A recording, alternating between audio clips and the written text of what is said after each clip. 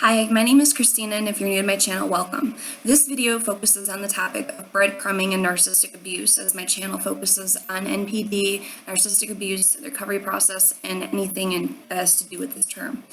If you or someone you know is experiencing these things, I hope that my videos can help you on your journey. Now, today's topic with breadcrumbing is something that oftentimes keeps us in the cycle of narcissistic abuse for what can be years. When you're in a narcissistic relationship, as many of you know, you find that you have boundaries established in those relationships, and that's why I say it's so important to reestablish and stick to your boundaries as much as possible. And what your standards are for yourself, what you as a person is asking for in a partner in your relationship. And in the beginning, there's so much love bombing, and it seems like a fairy tale that you don't have to negotiate your standards with someone at all, nor should you ever have to in a relationship. I like to define this by the dripping faucet. A faucet can start dripping, and you're going to start noticing it, and it's going to be annoying. But sometimes you have so much else going on that it doesn't become a problem until now the sink is overflowing. When we look at breadcrumbing, it is the complete opposite of love bombing. When the love bombing is happening, you're getting so many compliments. This person's going above and beyond for you. They're just making you so genuinely happy. You're bragging, you're boasting about them, and they're loving that supply factor. Everything is great until it's not.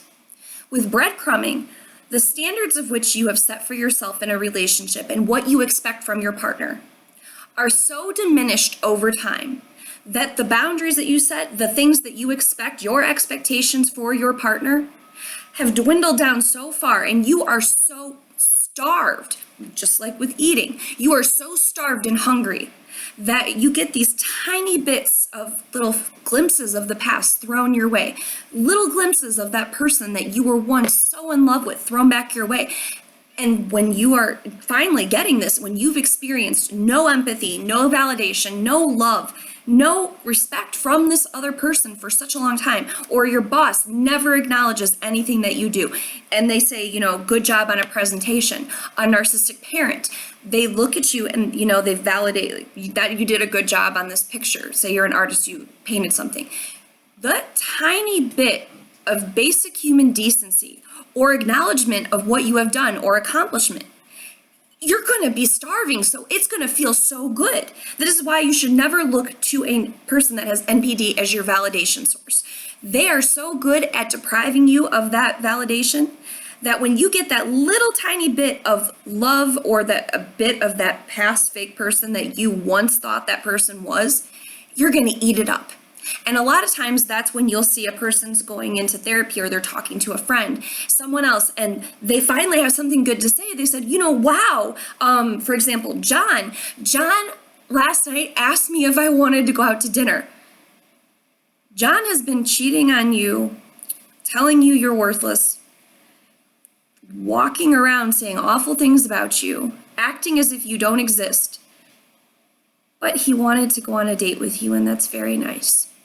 It's like we take that one occasion and we use it to defend our abuser. Because when I say abuser, it's not just physical abuse, mental abuse is just as bad. It leaves scars that are in here. And when you finally have something good to put out there, you as a person, I know a lot of times when you're in a relationship like this or you have someone in your life that is affecting you this way, you feel stupid when you are bringing it up or acknowledging it to others. So when you finally have something good to say and you don't feel like you're bothering people or, it's just another day and it's what they expect, you're so happy about it. And it creates this toxic hope, that same toxic hope that keeps us in these relationships for years to come. So those little breadcrumbs they're throwing out, they completely are aware that they are doing it. It oftentimes happens when they start to notice us withdrawing or pulling away. Maybe we're starting to realize that a situation like this is not worth our time.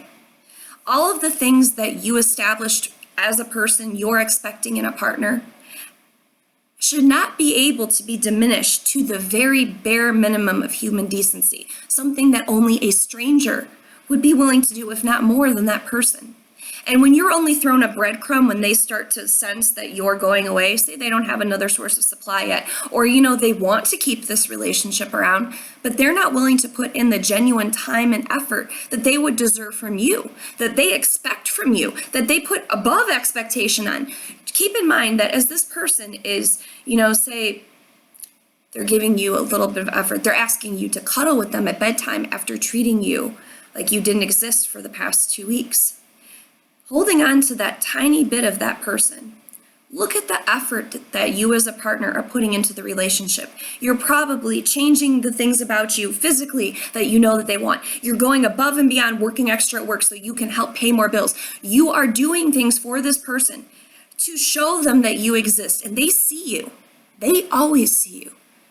But the thing is, they only notice you in the way that you need and hear when it is ideal for them, when it's beneficial to them, when they don't want to lose the person that's constantly cooking, cleaning for them, their top performer at work that they don't want to give any credit to because God forbid they could take their position, or, their child that is finally waking up to the horrible way they're being treated. But, they don't want to lose that person constantly pining for their admiration. That's when you're going to get that thrown your way. And looking at it from a person's perspective that has NPD, would you want to lose someone that's going above and beyond for you? No, you probably wouldn't, because this person is someone that you see something special in, and I like being around them, but I'm not going to try that hard. They actually have the audacity to realize what that bare minimum is that they can give you, and when they do need to disperse these crumbs, like a duck out of water following it, because they see the bread loaf this person's holding, and they're only hoping to get that bigger loaf instead of those tiny crumbs. They're following the path. They're always going to follow.